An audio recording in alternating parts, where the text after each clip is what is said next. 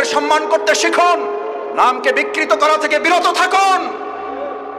ফ্যাসিস্টদের এক টাকলা মুরাদ মনে করিয়ে দিচ্ছি, শুধু এই মাওলানা ডক্টর আজহারি হাফিজাহুল্লাহ বলেছেন, ওই যে কি একটা বলে ঠিক না ঠিক, এই কথা বলার দুই একদিনের মাথায় ওর মন্ত্রিত্ব চলে গিয়ে অপমান লাঞ্ছনার কাজ করে আল্লাহকে দাঁড় করিয়েছিলেন।